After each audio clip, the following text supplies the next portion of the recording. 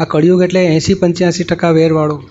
મોઢે કોઈને કહેવાય નહીં હા કે તારો તું વેરવી છે, બોલવું નહીં ભૂલે છો કે પણ અંદર ખાને સમજો કે આ દુઃખ આવે છે, હવે આ બહુ મારે હિસાબ ચૂકતે કરવા છે, નવું વેર વધવા દેવું નથી અને જૂનું પૂરું કરીને કાયમ માટે પૂરું કરી નાખવું છે.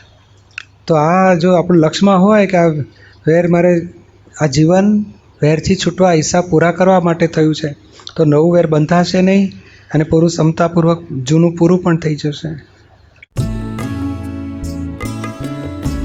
ઉપર આંધી આવવાના છે. આંધી એટલે શું? જેમ અહીંયા પોલ્યુશન ફેલાઈ ગયું હોય ને, તો માણસ આમ બહુ ડાયો હોય, હોશિયાર હોય, દેખી શકતો હોય, સ્ટ્રોંગ હોય, તો આમ ચક્કર આવીને પડી જાય. બોલે તું કેમ પડી ગયો? તારામાં તાકાત નથી? ના તકા અસરો થાય છે. એવું આ માણસના આ કળિયુગના મનને બધી અસરો થાય છે. ના હોય તો શંકા ઊભી થાય, મતભેદ ઊભા થાય, દખલો ઊભી થાય, ક્લેશ ઊભા થાય, કોઈ કારણ વગર તોફાન ઊભું થઈ જાય ઘરમાં. એકબીજાને આક્ષેપો આપી દે, એકબીજાને દુઃખ આપી દે.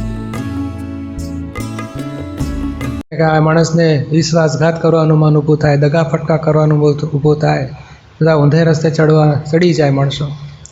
હવે એમાં અને આ ભાન વગર આમ પ્રવાહ, જેમ પેલો વમોળોનો પ્રવાહ માણસને તાણી જાય, ખેંચી જાય, ડૂબાડી દે, એવી રીતે આ કર્મો કળિયુગના અને આ બધું અસરો કરે છે માણસને. એવી અસરો કરે છે કે પોતાની જાતની શ્રદ્ધા પણ ખોઈ બેઠા છે એટલી બધી કે ભાઈ શું થશે મારું,